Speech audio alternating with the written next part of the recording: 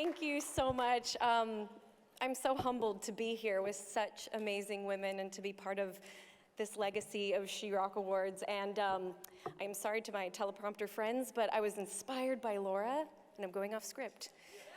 Because you don't wear pants like this and stay on script. So a story came to mind. When I was 15 years old, I joined my first rock band, and I excitedly told my parents that the band was going on tour.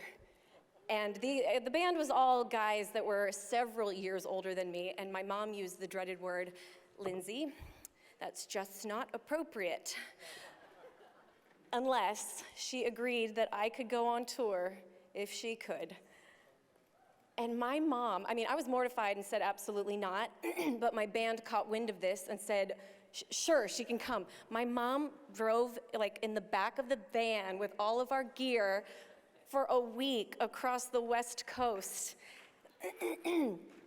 And she slept on couches of the people that we had arranged to stay with.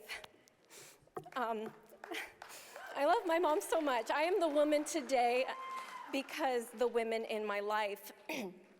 Years later, in 2010, I made the bold decision to come to LA for my first debut as a violinist, and I called my mom and I told her I'm gonna drive to LA and I'm gonna audition for America's Got Talent. And I think without me asking, she heard the question in my voice, and once again she said, I think I should come with you.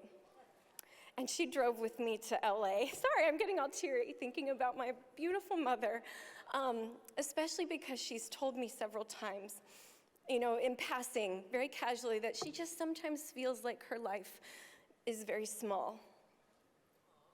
And I don't think that that's possible for any of us to truly live a life of insignificance, because I think we would all be shocked if we knew the amount of people that our individual lives touch. And sometimes it doesn't take numbers on screens or statistics to prove that. Sometimes it's just by the actions of someone showing up, whether someone wants it or whether they're too afraid to ask for it. My mom sat in that audience as I got told by the judges several weeks later at America's Got Talent. They told me that my performance sounded like rats being strangled and that I would never make it as a performer. And I was devastated. This happened on live TV in front of 11 million people.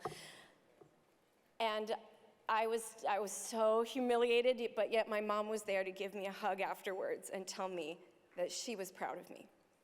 And that's one of the things that gave me the courage to keep moving. And like I said, I am here today because of the women in my life, because of the sisters that I was raised with, because of my amazing manager, Adina Friedman, who has been in the trenches with me, breaking rules and rewriting new rules for 10 years. For women that have been honored in the past by She Rocks, such as Amy Lee and Lizzie Hale, who collaborated with me and gave me a chance when I was a young artist because they saw something in me. And I think that events like this are so important because the idea that there's only so many places for women at the table becomes archaic when women stand together and celebrate one another, and we state that if there's only one chair at this table, I will bring up another one.